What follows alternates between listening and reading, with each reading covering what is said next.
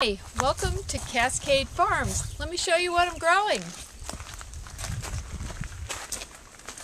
This is my pride and joy. I eat this chard and the greens every day. This is my grow bench, waist high, and I've got chard and kale in here.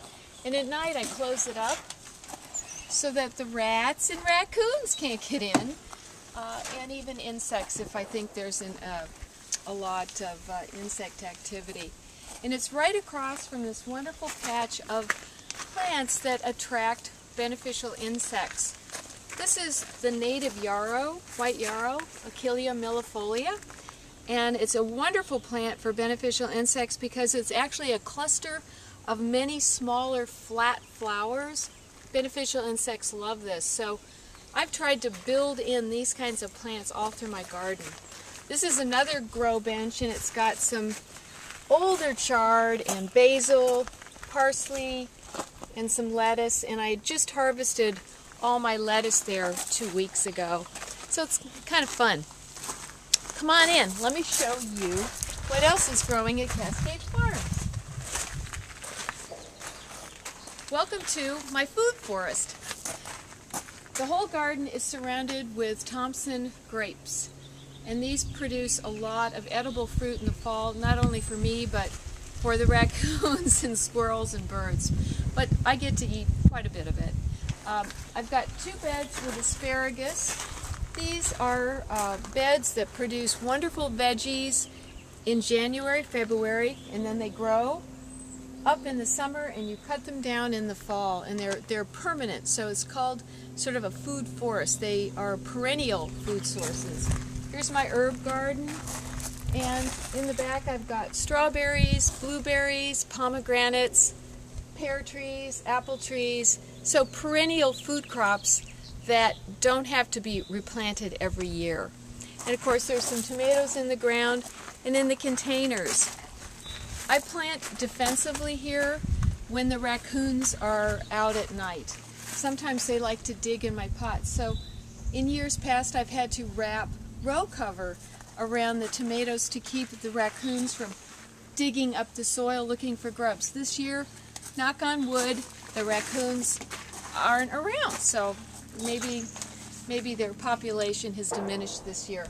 This is a little mini greenhouse. It's from Seeds of Change, and I'm growing more parsley, basil, squash, cucumber, and then peppers and eggplant. Vegetables and that's a remnant fava bean from last season. These are plants that really want it warm, and I don't get quite that warmth here in Fairfax at night. It really cools down.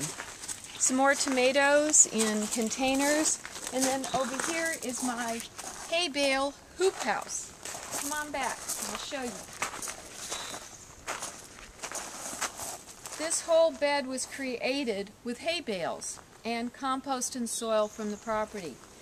The tomatoes are just starting to catch on. I've been fertilizing them with alfalfa pellets and another mix of organic fertilizer and of course compost.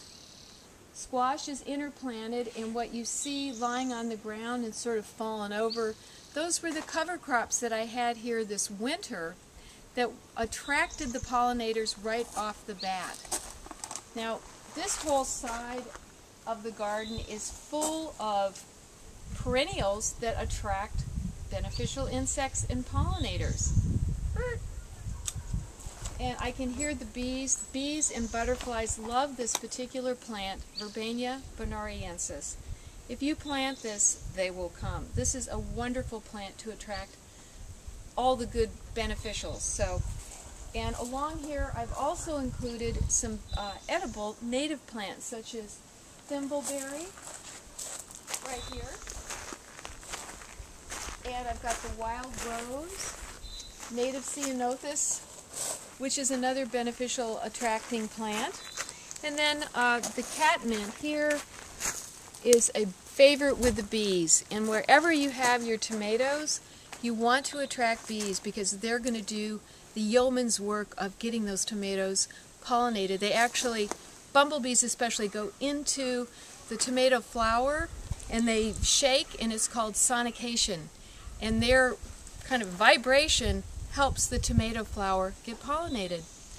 So stay tuned for more growing tips from Cascade Farms, and look forward to seeing you soon.